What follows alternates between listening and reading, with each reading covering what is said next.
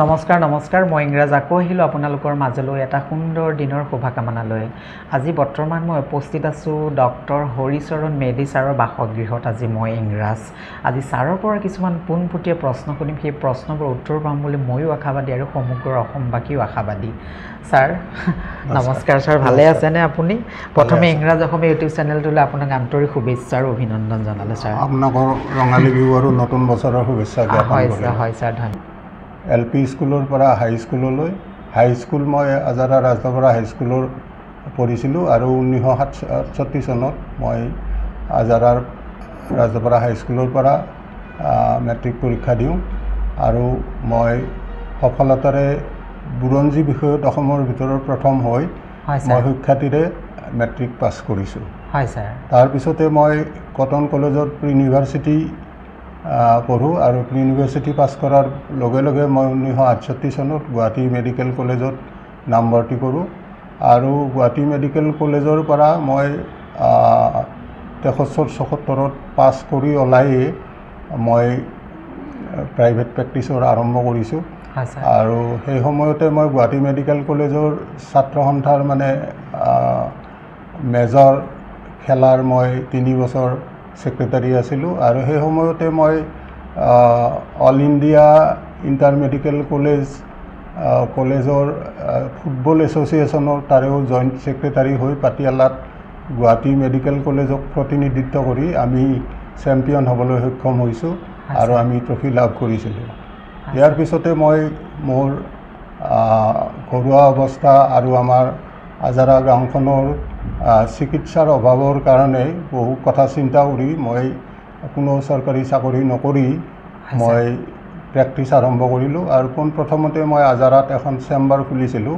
সেই চেম্বাৰখনতে মই পোনপ্ৰথমে মোৰ প্ৰেক্টিছ আৰম্ভ কৰোঁ আৰু তেতিয়াৰ সময়ত এনেকুৱা এটা দিন আছিল যিটো দিনত আমাৰ মানুহখিনি আজাৰা অঞ্চলৰ কিছু মানুহ ইমান দুখীয়া আছিল যে মোৰ চেম্বাৰত আহি তেওঁলোকে কেঁচুৱা আনিলে তেওঁলোকৰ কেঁচুৱাক মানে চাব লাগে ঔষধো দিব লাগে আৰু ফিজ দিব পাৰে 2 টকা মাত্ৰ গতিকে সেই সময়ৰ পৰা মই 1974ৰ পৰা আৰম্ভ কৰিছোঁ আৰু কৰি তাৰপিছতে মই 1978 চনত মই আজাৰাত মানে অসম বিত্তীয় নিগমৰ পৰা তেতিয়াৰ দিনত মই 1.5 লাখ টকা ঋণ লৈ মই এক্সৰে এণ্ড লেবৰেটৰী আৰম্ভ কৰিছোঁ কাৰণ এই অঞ্চলত একেবাৰে অভাৱ আছিল ইভেন পেচাব পৰীক্ষা কৰাৰ কোনো অনুষ্ঠান নাছিলে আৰু মই নিজৰো আজাৰাত ঘৰ দুৱাৰ বনাই 1976 চনত মই বিয়া বাৰু সম্পন্ন কৰিছোঁ তাৰপিছত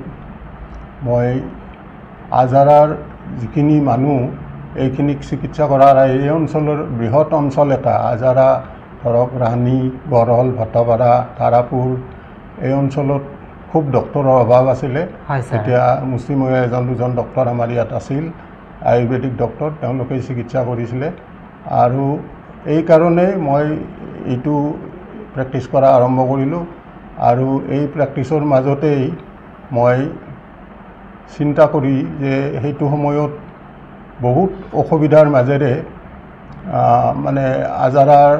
মিকিৰপাৰা চকৰদ এইবিলাক দুপৰ বিলেৰে নাৱেৰে প্ৰসূতিসকলক মানে চেম্বাৰলৈ লৈ আহে আৰু চেম্বাৰতে তেওঁলোকৰ প্ৰসৱ কৰিবলগীয়া অৱস্থা হৈছিলে এনেকুৱা বহুত যেতিয়া চেম্বাৰতে প্ৰসৱ কৰাব লগা হয় তেতিয়াই বহুত চিন্তা কৰি যে মানে ইয়াতে কিবা এটা ৰুম তৈয়াৰ কৰিব লগা হ'ল এইবুলি মোৰ চেম্বাৰতে মই 2টা ৰুম তৈয়াৰ কৰি তাতে মানে প্ৰসৱ কৰাটো আৰম্ভ কৰিলোঁ আৰম্ভ কৰি পিছত মই চিন্তা কৰিলোঁ যে ইয়াতেতো যথেষ্ট ভিৰ হৈ যায় তেতিয়া মই মানে ডেইলি 100ৰ ওপৰত পেচেণ্ট চাব লাগে আৰু এই ডেলিভাৰীও কৰিব লাগে এনেকুৱা ধৰণৰ হোৱাত মই ভাবিলোঁ যে মানে এই অঞ্চলত এখন সৰু নাৰ্ছিং হোম কৰিব পাৰিলে ভাল এইবুলি মই তেতিয়া 80-90 দশকত পুনৰ মানে অসম বিত্তীয় নিগমৰ পৰা মানে 50 লাখ টকাৰ ঋণ ল'লোঁ ঋণ লৈ এই যে আজি ইয়াতে আছে এইখন মই আৰম্ভ কৰিলোঁ আৰু 90 দশকত আৰম্ভ কৰি মই ইয়াতে প্ৰেক্টিছ আৰম্ভ কৰিলোঁ আৰু এইখন অসমৰ এখন মানে প্ৰথম মানে গাঁৱত অৱস্থিত নাৰ্ছিং হোম হিচাপে লাইচেঞ্চ গ্ৰহণ কৰি মই ৰাইজক চিকিৎসা দিয়াৰ ব্যৱস্থা কৰিলোঁ আৰু ইয়াৰ লগত মই আনুষংগিকভাৱে মোৰ ওচৰত যিখন অনাথ আশ্ৰম SOS ভিলেজ তাত 300 অনাথ বাচ্চা আৰু মাক এইবিলাকক মই 30 বছৰ ধৰি তেওঁলোকক কোনো পইচা পাতি নলোৱাকৈ নিজে গৈ আৰু চেম্বাৰতো ইয়াতে নাৰ্ছিং হোমতো তেওঁলোকক চিকিৎসা কৰোঁ আৰু যাৰ বাবে মই পিছত নেশ্যনেল পুৰস্কাৰ পাবলৈও সক্ষম হওঁ আৰু ইয়াৰ লগে লগে মই এই প্ৰেক্টিছ কৰি থাকোঁতেই সেই সময়তে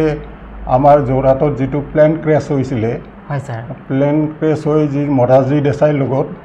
তাৰ পৰা যেতিয়া গুৱাহাটী এয়াৰপৰ্টত আহিলে সেই সময়ত তেখেতকো মই পৰীক্ষা কৰি চাবলৈ মই এটা সুযোগ পাইছিলোঁ আৰু সেইটো মোৰ ডাঙৰ আনন্দ যে প্ৰাইম মিনিষ্টাৰ এজনৰ মানে ব্লাড প্ৰেছাৰ চোৱা বা বুকুটো চাই দিয়া এইখিনিৰ কাৰণে মই যথেষ্ট সৌভাগ্যৱান বুলি ভাবিছোঁ আৰু সেইটো সময়তে আমাৰ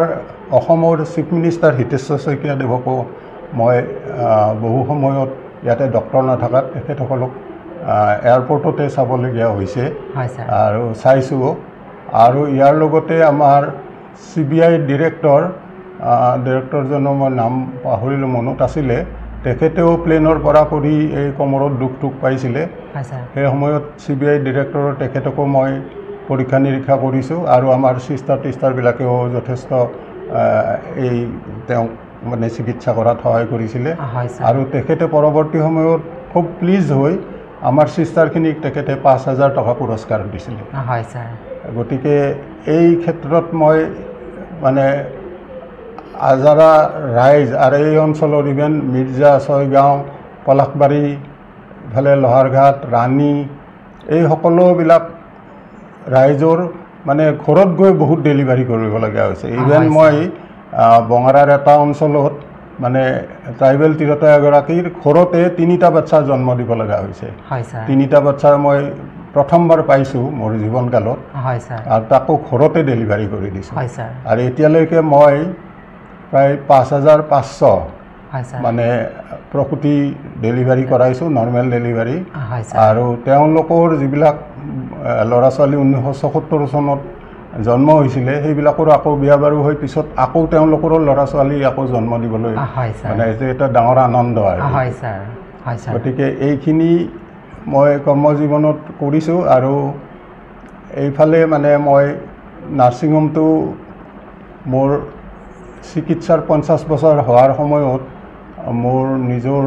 একমাত্ৰ সন্তান ছোৱালীজনী তাই ডাক্তৰ হ'ল মেডিচিন বিভাগৰ আৰু তাই বিয়াৰ পিছতে মই মোৰ এজন DM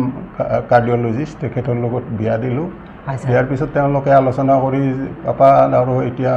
50 বছৰ হৈছে আৰু নালাগে ডাক্তৰী কৰিব গতিকে সেই ক্ষেত্ৰত মই সম্পূৰ্ণৰূপে নাৰ্ছিং হোমখনো বন্ধ কৰিলোঁ আমাৰ এই অঞ্চলত যথেষ্ট ডক্তৰৰ অভাৱ আছিলে জিনিয়ৰ ডক্তৰৰ তথাপি মই বহুত 16 ঘণ্টা 14 ঘণ্টা কাম কৰি কোনোমতে চলাইছিলোঁ 30 বছৰ চলাৰ পিছত বন্ধ কৰিলোঁ আৰু এতিয়া মই ৰাইজৰ যিবিলাক মোৰ ধৰক আজি 49 বছৰ আগৰ 47 বছৰ আগৰ যিবিলাক পেচেণ্ট বা 25 বছৰ আগৰ যিবিলাক আহে দুই এটা তেওঁলোকক আৰু মই হেৰি নকৰোঁ ঘূৰাই নপঠিয়াওঁ তেওঁলোকৰ কিবা অসুবিধা থাকিলে অকণমান কনসাল্ট কৰি বিনামূলীয়াভাৱে দি দিওঁ আৰু হয় স্যাৰ হয় সেইটোৱে মই মানে ক'ব বিচাৰিছোঁ অসমবাসী ৰাইজক যে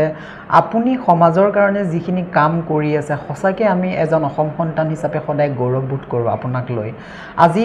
আৰু কিছুমান পোনপটীয়া প্ৰশ্ন আহিছে মোৰ আপোনালৈ যিহেতু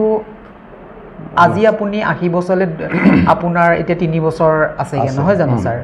এই যে 60ৰ পিছৰ পৰা আমাৰ দেহত বহুবোৰ বেমাৰ লাগে নহয় জানো বাৰু 60 বুলি নকওঁ বাৰু 60টো এটা আমি ধৰি লওঁ মানে তাৰ পিছত আমাৰ জীৱনটো এটা নতুন চেপ্টাৰ আৰম্ভণি হয় আপোনাৰ পৰা মোৰ প্ৰশ্নটো আহিল 60ৰ পিছত আমি নিজৰ দেহাটো আমি নিজৰ দেহটো কেনেকুৱা যত্ন লোৱা আমাৰ দৰকাৰ আৰু কেনেকুৱা বেমাৰবিলাকে আমাৰ দেহত লাগে মানে আৰু তাৰ কাৰণে আমি কি কেনেকৈ আমাৰ দেহাটো আমি যত্ন ল'ব লাগে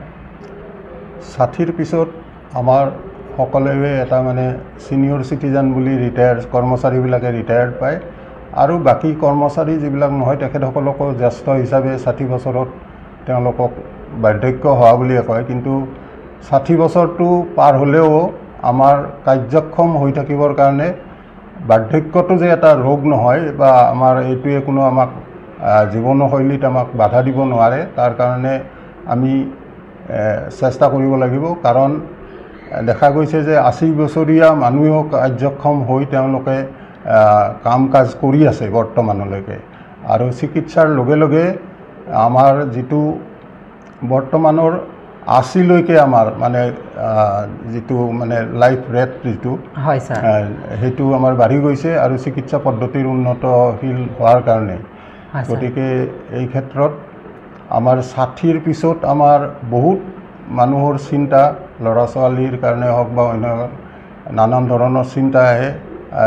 জীৱনৰ ভাৰসাম্যতা বহুত হেৰুৱায় আৰু টোপনি কম হয় বা অন্যান্য চিন্তাও থাকে। আৰু ৰোগ হিচাপেও আমাৰ 60ৰ পিছত নানানটা ৰোগে দেখা দিয়ে। ইউজুৱেলি আমাৰ ডায়েবেটিছ হয়, ডায়েবেটিছৰ ফলতো আমাৰ বহুত মানুহৰ কিডনি নষ্ট হৈ আমাৰ জীৱন ধ্বংস হ'বলগীয়া হয়। আৰু ডায়েবেটিছৰ কমপ্লিকেশ্যনবিলাকৰ পৰা যেনে আপোনাৰ ডায়েবেটিক নেফ্ৰ'পেথি, নিউৰোপেথি বা আপোনাৰ যিটো ডায়েবেটিক ৰেটিনোপেথি, এইবিলাকৰ কাৰণে হয়। আৰু আমাৰ বয়সৰ লগে লগে আমাৰ শৰীৰৰ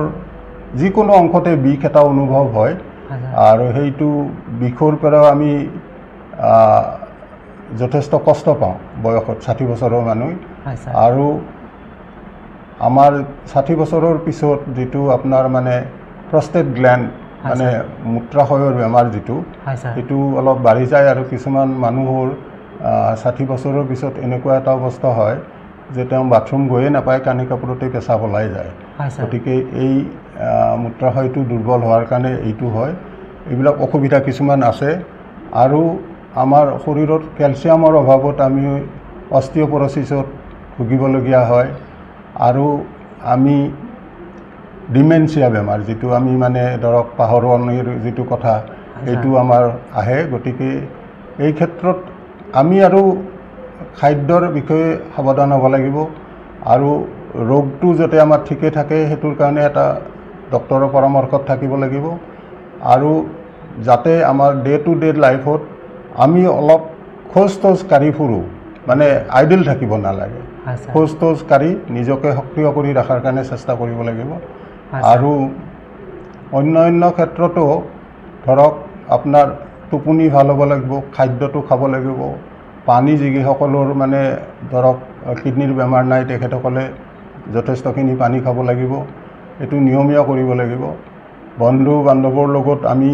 ৰিটায়াৰ পিছৰ কথাটো কৈছোঁ, সকলোখিনিয়ে যাতে লগ হৈ ফূৰ্তি কৰিব পাৰে সেই এটা চেষ্টা ৰাখিব লাগিব। আৰু ইজনৰ সিজনৰ সদায় খবৰ পাতি লোৱা, এইবিলাক কৰি থাকিলে আমি নিজকে সক্ৰিয় কৰি ৰাখিবলৈ সক্ষম হওঁ। সেইটোৱে কথা। কোনবোৰ অনুষ্ঠানৰ সৈতে এতিয়া বৰ্তমান আপুনি 77ত জড়িত হৈ আছে? মই বৰ্তমান জড়িত হৈ আছোঁ, মই আজাৰা যিটো আঞ্চলিক ক্ৰীড়া সন্থা, ৰিজনেল আঞ্চলিক ক্ৰীড়া সন্থা, এইটো আঞ্চলিক ক্ৰীড়া সন্থা, তাৰ মই প্ৰেছিডেণ্ট। আজাৰা উন্নয়ন মঞ্চৰ মই প্ৰেছিডেণ্ট। আৰু আজাৰা যিটো আমাৰ জ্যেষ্ঠ নাগৰিক মঞ্চ, তাতো মই মুখ্য উপদেষ্টা হিচাপে আছোঁ। আজাৰা হৰি গায়ত্ৰী কলেজৰ মই উপদেষ্টা হিচাপে আছোঁ। ইয়াৰ উপৰিও বিভিন্ন সময়ত মই ডাক্তৰ হৈ থাকোঁতেও, প্ৰেক্টিছ কৰি থাকোঁতেও মই শ্যামভূমি হাইস্কুলৰ পৰিচালনা সমিতিৰ প্ৰেছিডেণ্ট, কাহিংগুচি LP স্কুল পৰিচালনা সমিতিৰ প্ৰেছিডেণ্ট, আজাৰা ৰাজদৰবাৰা উচ্চতৰ মাধ্যমিক বিদ্যালয়ৰ পৰিচালনা সমিতিৰ প্ৰেছিডেণ্ট, চন্দ্ৰপ্ৰভা বৰা ছোৱালী হাইস্কুলৰ পৰিচালনা সমিতিৰ প্ৰেছিডেণ্ট, কাহিংকুচি উন্নয়ন মঞ্চৰ প্ৰেছিডেণ্ট, কাহিংকুচি জ্যেষ্ঠ নাগৰিকৰো প্ৰেছিডেণ্ট মই। গতিকে এই ধৰণে বিভিন্ন অনুষ্ঠানৰ লগত জড়িত হৈ মই কিছু কাম কৰি আছোঁ, আজাৰা তালুকখনৰ লগত ওতঃপ্ৰোত জড়িত। ইয়াৰ উপৰিও মই যেতিয়া কাহিংকুচিত থাকোঁ, মই গুৱাহাটী বিমানকোট ৰঙালী বিহু সন্মিলনীৰ মই 14 বছৰ প্ৰেছিডেণ্ট আছিলোঁ কণ্টিনিউৱাছলি। আৰু আজাৰৰো মই 2 বছৰ বিহুৰ প্ৰেছিডেণ্ট। আৰু অন্য অনুষ্ঠান প্ৰতিষ্ঠানৰ লগতো মই জড়িত হৈ আছোঁ, যেনেকৈ মোৰ মানে ডক্টৰছ গিল্ডৰ লগত গুৱাহাটী, আৰু মোৰ যিটো 1968 বেটছ আমাৰ যিবিলাক ডক্টৰ হৈছোঁ আমি 68 চনত তেওঁলোকৰ লগত যিগিলা আমাৰ মানে ধৰক চিলভাৰ জুবলি বা গোল্ডেন জুবলি এইবিলাকলৈ আমি সদায় আগবাঢ়ি এইবিলাক মিলিজুলি আছোঁ আৰু ছাৰ এইখিনিতে মোৰ প্ৰশ্ন এটা আহিলে ইমানবোৰ সময়বোৰ কেনেকৈ মেনেজ কৰে আপুনি